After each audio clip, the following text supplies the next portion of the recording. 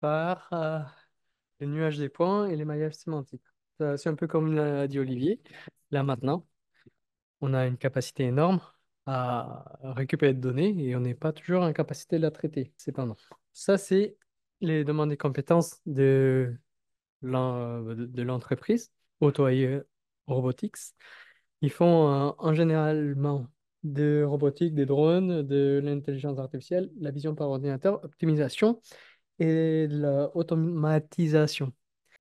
On commence par les techniques, l'exploration de modèles, les traitements de données, les maillages et on finit par le calcul thermique. Alors là, maintenant, comment ça s'inscrit dans le projet Hub? Pour Hub, ça va être toute la partie innovation technologique, développement durable et des outils à la décision. Comment on fait pour traiter ça et dans quel but on les traite? Les entreprises qui travaillent en général sur le sujet, ils vont avoir des capteurs, des différents types. Je vais vous présenter tout le long de la présentation. Il y a des capteurs qui sont sur Terre, il y a des drones, etc. Et ça va nous donner différents types de données. On va commencer par les points, ici dans l'exemple. Et comment on fait pour créer un nuage des points, qui après on va traduire dans un objet géométrique. Ça, c'est la partie la plus difficile qu'on a devant nous pour l'instant. Ce que je vous ai présenté ce matin, à un moment, ça montrait de la donnée qui devenait un modèle. C'est justement cette partie-là. On a besoin de ça pour n'importe quel type de calcul qui viennent après. Peu importe le calcul, soit acoustique, thermique, même pour l'éclairage, il nous faut un modèle. OK? Surtout si on veut se prendre des grandes surfaces. Tout commence par des points. Ce qu'ils vont faire, ces capteurs, en général, c'est le lidar, là le premier. Ils vont lancer des fuseaux de lumière qui vont aller toucher les surfaces et après, tout ça, toute cette information va être enregistrée en fonction de la couleur, l'endroit, etc. Ça va donner ce qu'on appelle un nuage des points.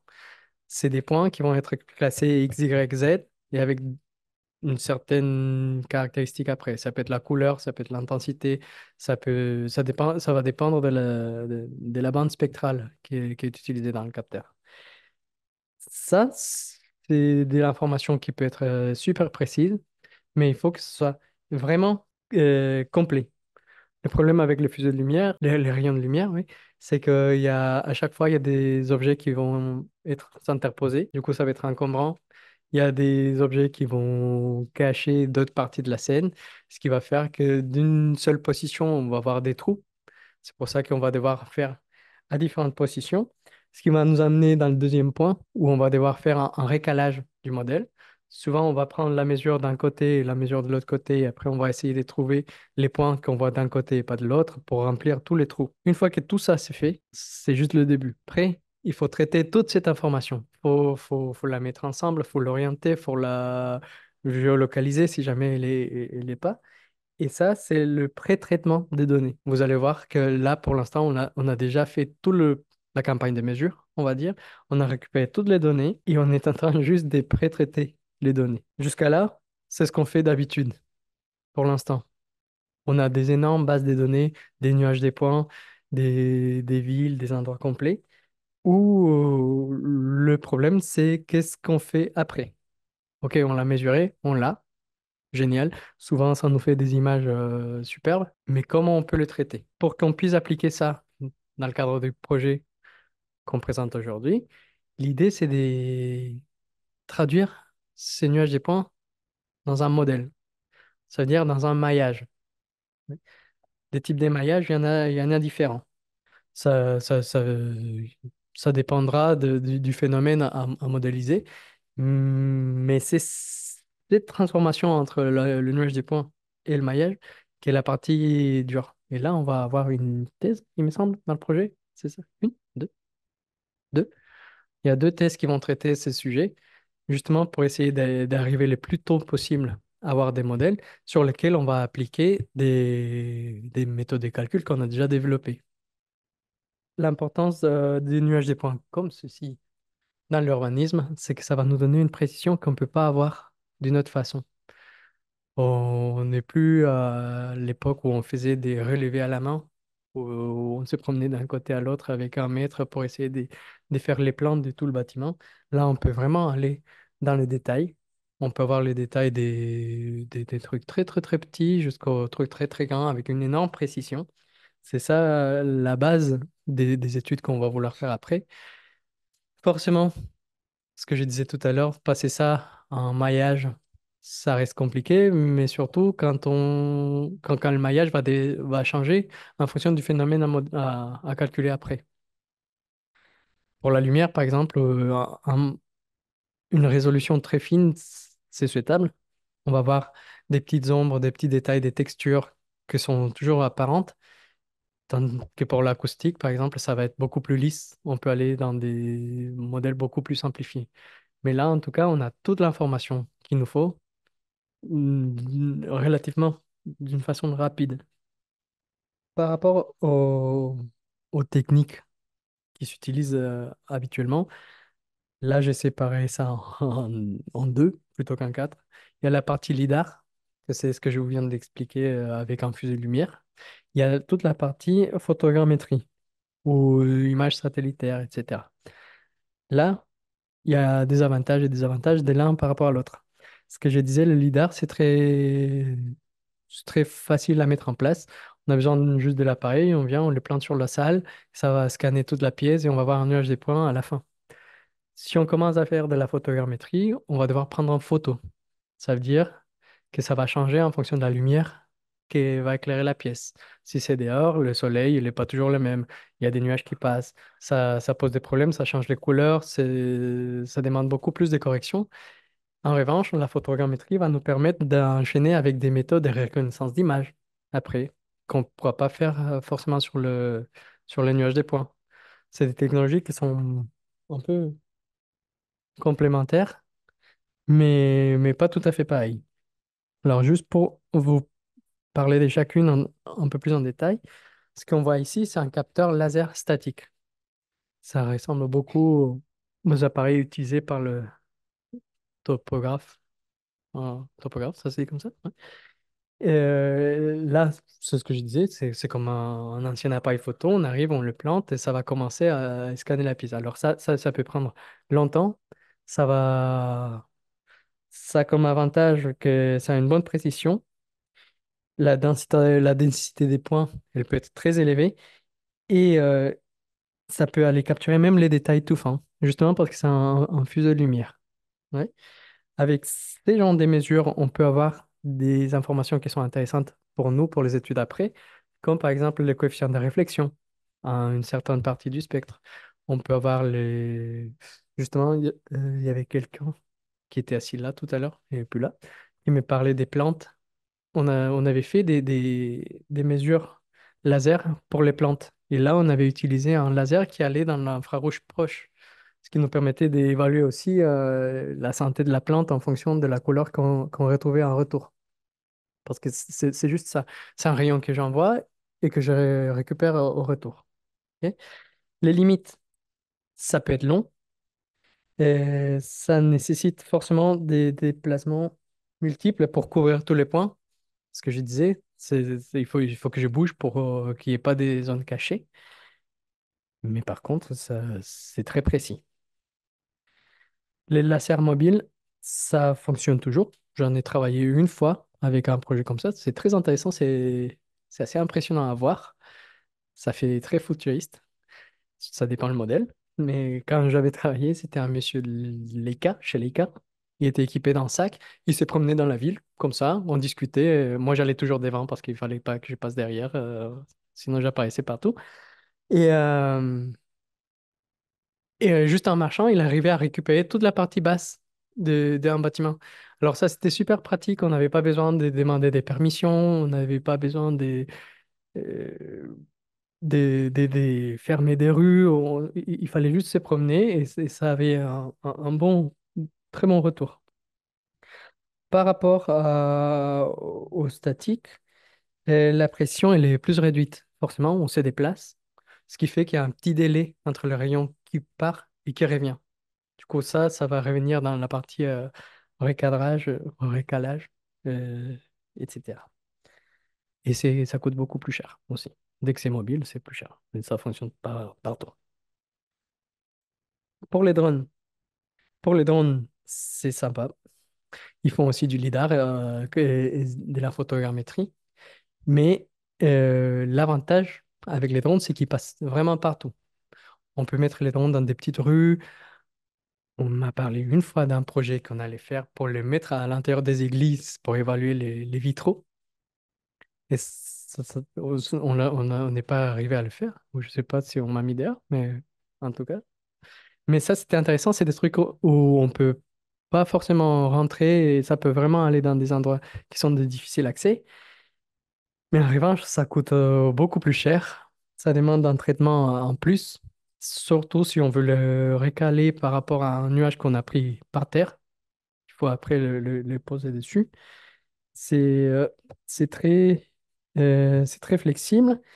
Et le désavantage mais tous les drones, ou presque tous, c'est que ça dure très peu de temps. Les vols sont souvent très courts, ce qui fait que on peut passer vraiment une journée entière à charger la batterie, bon, à remplacer la batterie par une chargée et à renvoyer le vol. Mais ça se fait, c'est juste long. Pour la partie photogrammétrie, c'est le moins coûteux de tous, pardon. Et c'est ce qu'on voit par exemple dans les images satellites, etc. On fait des vols. Là, le désavantage, c'est le vol. Comme pour les drones, je ne l'ai pas dit, mais il faut souvent demander des permissions. On n'a pas le droit de voler des drones au milieu de la ville, ça peut gêner les gens. Quand on avait fait, je pense que je l'ai sur mon ordi, je vais vous montrer dans la présentation d'après. Euh, Quand on a fait voler un drone, il a fallu fermer tout le quartier, mais mettre des gens de sécurité au cas où le drone tombait, etc. Parce qu'on n'a pas le droit de voler partout, surtout en fonction du poids des drones. Maintenant, si on compare toutes les technologies, on va voir là quelles sont les plus chères, quelles sont les moins chères. Forcément, celles qui vont plus vite, celles qui sont plus précises sont souvent plus chères. Bon, voilà. Par rapport au récalage des nuages des points, ça commence à être la partie difficile. Parce que là, normalement, il y a deux parties, oui. Avant un récalage, c'est difficile de savoir à quoi ça correspond. On a deux nuages des points, là en bleu, en rouge, et on voit bien qu'elles sont décalées l'une de l'autre. Comment on fait pour identifier un point et l'autre, ça va dépendre de la façon comme on l'a récupéré. Oui, la précision, la coïncidence de chacun, ça va revenir un peu à ça. C'est rien du tout. C'est juste pour réduire l'erreur qu'il y a d'une position à l'autre. On va évaluer la position d'un point par rapport à l'autre et on va essayer d'à chaque fois trouver les valeurs les plus petites. Alors normalement, pour faire ça, il y a des algorithmes. Et je ne sais pas si je vais trop vite ou pas. Euh, il y a des algorithmes qui vont servir à ça. Et ça, c'est divisé en quatre étapes. On fait tout le pré-traitement, que c'est ce qu'on a fait jusqu'à maintenant. Maintenant, on commence avec l'alignement initial. Ça veut dire on prend grosso modo le nuage, on essaie de les caler par rapport à l'autre. Et après, on commence à affiner. Une fois que c'est affiné, on valide et c'est bon. Les points de problème. Les points de problème, c'est la densité des nuages. Elles n'ont pas toujours la même densité, ce qui peut faire que les objets soient moins faciles à identifier. Et il y a beaucoup de bruit. Ça va dépendre des conditions dans lesquelles on fait les mesures. En ville, surtout, il y a beaucoup de câbles. Ça dépend des quartiers, mais il y a beaucoup de câbles, il y a beaucoup de plantes, il y a beaucoup de voitures, les gens qui se promènent. Il y a beaucoup de choses qui font pas partie de la scène, mais qui la traversent pendant qu'on fait la mesure. Et les temps dont on a le temps qu'on nécessite pour traiter toute cette donnée, il est souvent très long. Et on a besoin des appareils, des ordinateurs très puissants. Juste parce que c'est vraiment des listes qui sont vraiment très longues à traiter par l'ordinateur. Alors, une façon de faire, c'est une méthode itérative où on va essayer de trouver toujours le point qui est le plus proche de l'autre. Et c'est une méthode itérative. Ça veut dire ça se répète, ça se répète, ça se répète jusqu'à ce que ça trouve une bonne position où l'équation que je vous ai montrée tout à l'heure nous donne une petite valeur Et là, on va considérer que c'est bon. Ça, c'est simple à faire. On le lance, on le laisse tourner autant qu'on veut ou jusqu'à ce que ça converge. Souvent, c'est jusqu'à ce que ça converge. Et à partir de là, c'est bon. Le problème, c'est que ça peut être très difficile avec des nuages qui sont décalés, qui sont vraiment loin l'une de l'autre. Alors, quand on prend, par exemple, des nuages faits en vol et des nuages des points faits en vol et des nuages des points faits par terre, c'est très difficile à les caler parce il y a peu de points qui sont communs entre l'un et l'autre. Après, une autre méthode, c'est les récalages basés sur les caractéristiques. Là, on va essayer de trouver des éléments. Là, ça fonctionne souvent mieux. C'est beaucoup plus robuste. Par exemple, dans le nuage, on va identifier, comme on le ferait visuellement, une porte et on va essayer d'écaler par rapport à cette porte le reste du nuage qui normalement va commencer à tomber sur place. Et- mais ça va dépendre toujours de la qualité d'acquisition qu'on a eue au début. Si le nuage il est flou ou s'il n'est pas assez dense, ça va être très difficile de reconnaître des objets ou des parties. Et alors les caler, ça va être vraiment compliqué.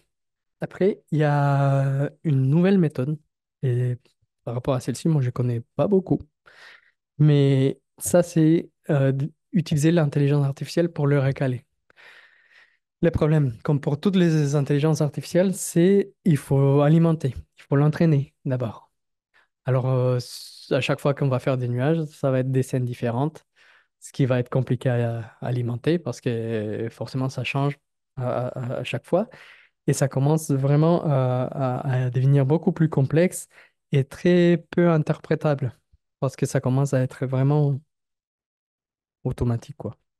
Une fois que tout ça c'est fait, il faut nettoyer le nuage des points, il faut le filtrer et il faut sous-échantillonner. Voilà.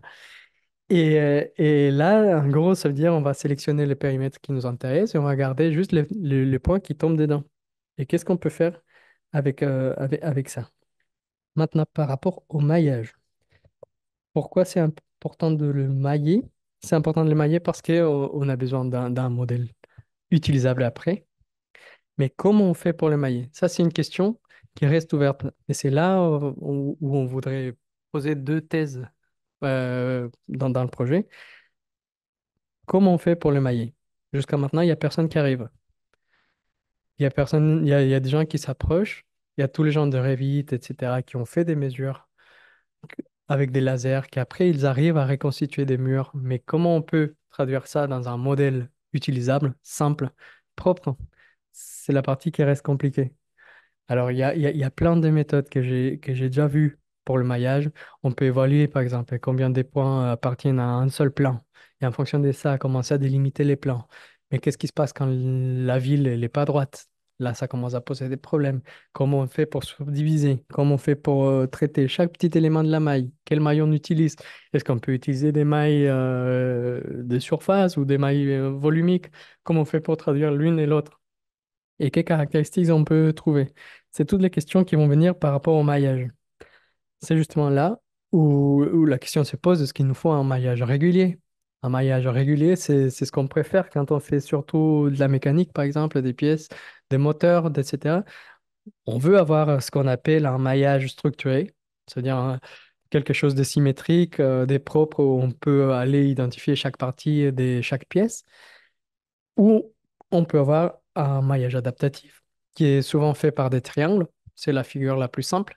Et ça peut aller super vite. J'arrive ici, je lance mon laser et après je fais des triangles. Je fais des triangles partout, pop, pop, pop, pop, ça me couvre toute la surface. J'ai tous les plans, tous les matériaux, etc. Mais c'est vraiment ce qu'on appelle une soupe de triangles. Ça devient difficile à gérer après. Maintenant, pour pour les maillages, ça reste toujours pareil. Il faut évaluer la qualité de notre maillage. Il faut voir comment les éléments sont déformés ou pas. S'ils sont trop longs, s'ils sont trop pointus, on ne pourra plus les utiliser dans les évaluations après. Mais tout ça, il faut simplifier et on va voir un maillage propre à la fin. C'est ça le but. Par rapport au maillage sémantique, ça c'est une interprétation plus pour la surface, pour le maillage des surfaces. Le maillage sémantique, c'est on va donner une signification à chaque partie. Là, ce qui nous intéresse, c'est identifier par exemple combien de fenêtres il y a dans cette façade. Et là, on peut très rapidement compter. C'est pour ça que je pense que dans cette partie-là, que l'intelligence artificielle pourrait être intéressante par rapport à la photogrammétrie, plus qu'au nuage des points. Les nuages des points, ils vont être difficiles à traiter en volume. Pour analyser, ça, c'est pareil, pour analyser la sémantique des façades, combien de fenêtres, combien de poteaux. Là, on voit sur l'image. Vous voyez mon... Non, vous voyez pas la souris. Bon, là, on voit, il y a un triangle, il y a un trou, il y a un trou énorme.